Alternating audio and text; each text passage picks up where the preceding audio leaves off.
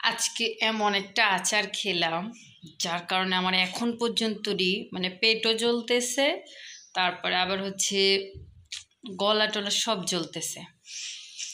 তো আমি একটা ভিডিও বানাবো, আপনাদের সাথে শেয়ার করব আমার বান্ধবীকে রেখেই সামনে, যে ওর কি শত্রু নাকি আমি যে আমাকে এরকম একটা আচার দিছে। বিশ্বাস করবেন, আচারটা হচ্ছে বোম্বাই মরিচ দিয়ে তৈরি করেছে। তার আচারটা আমি ভিডিওতেও দেখেছিলাম, তার একটা অলরেডি পেজও আছে, টেস্টি টাইলস মনে হয় মেবি নাম। আচ্ছা, আমি শিওর হয়ে আপনাদের সাথে শেয়ার করব, আপনারা সবাই পেজটি ফলো করে আসবেন কেমন। আর একটু জিজ্ঞেস করবেন যে সে আমাকে কেন এই আচারটা খাওয়ালো। ইভেন আমার, শুধু আমার না, আমার পরিবারের সবার। ফার্স্ট যেদিন ও আমাকে আচারটা দিছে, তো আমি বাসায় আনতে আনতে কাগজের মধ্যে হালকা একটু তেল ভরেছিল, সেই তেলটা আমার হাতে লেগেছে। তো আমি হাতটা ধুয়ে ফেলেছিলাম। ও আচ্ছা, বাই দ্য ওয়ে, ওটার ভিতরে আমি হচ্ছে যেই আচারটা যে এনেছিলাম, যে পাত্রেতে করে ব্যাগে করে, ব্যাগের ভিতরে আমার ছাতা ছিল, ছাতার উপরে যে কাগজ কাপড়টা সেটার মধ্যে লেগেছিল, কাভারটার মধ্যে আর কি। তো কাভারটাও আমি ধুয়ে ফেলেছি সুন্দর করে, আর আমার হাতটাও ধুইছি। এখন আমি প্রতিদিন হচ্ছে, সরি প্রতিদিন বলতেছি, একটা বলতে যাই একটা বলে ফেলি। তো আমি কিভাবে হয়তো বা আমার হাতের মধ্যে বা আমার গালে বা কোনো না কোনোভাবে লেগেছে হয়তো। বিশ্বাস করবেন না, ওদিনকে আমার চোখ থেকে ধরে এক সাইড পুরা মুখ জ্বলছে, জানি না কিভাবে, হয়তো হাত লেগেছিল বা কোনো না কোনোভাবে লেগেছিল। পরে আবার যে আমি হাতের সাবান দিয়ে ওয়াশ করছি কয়েকবার করে, এতটা ঝাল ছিল।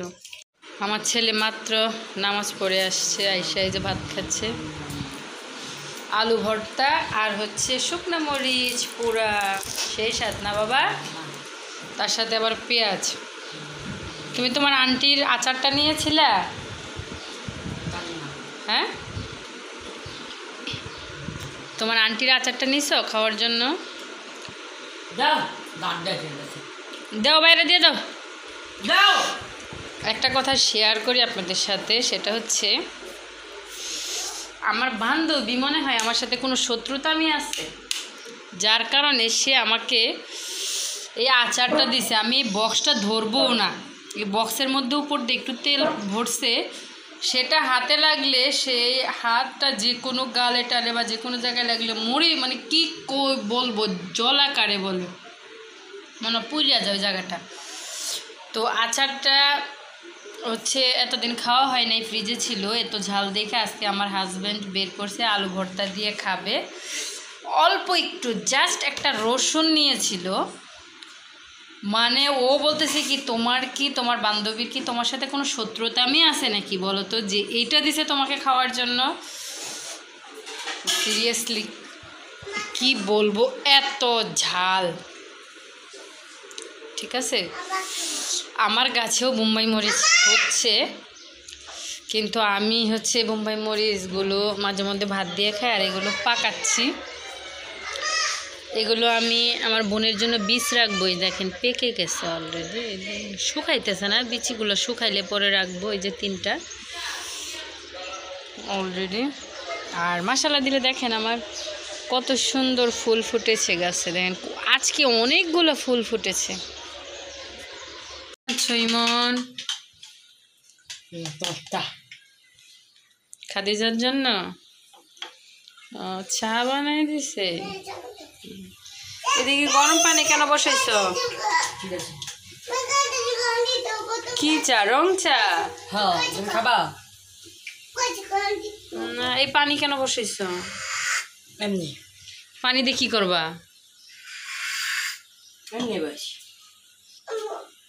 এতগুলা মরিচ দিয়ে সে আচার তৈরি করেছে, 60-70টা মরিচ দিয়ে সে আচার তৈরি করেছে, সাথে তেঁতুল ছিল, তারপর হচ্ছে সাথে আরও ছিল ওই যে কি বলে এটাকে,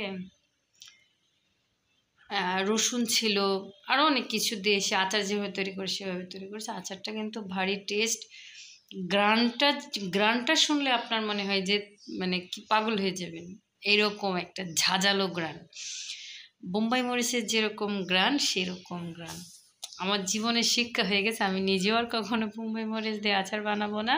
আর কেউ যদি আমাকে সাধে আমি কখনোই আর আনবো না, বিশ্বাস করেন। আর এই ভিডিওটা যদি আমার বান্ধবী তুই দেখস, তোরে আমি মানে বলতেছি, তোর কি আমি শত্রু ছিলাম? তুই আমাকে এই আচারটা কেন খাওয়ালি বল? আমার ছেলে এত ঝাল খায়, আমার ছেলে ভয়ে এই আচারের দিকে তাকায়ও না। আমার হাজব্যান্ড তো রসুনের আচার অনেক পছন্দ করে, খিচুড়ি দিয়ে খেতে, আলু ভর্তা দিয়ে খেতে। তো আমি আলু ভর্তা বানিয়েছিলাম, আমার হাজব্যান্ড ভয়ে বলে এটা আগুন আগুন, এটা খাওয়া যাবে না, এটা আগুন।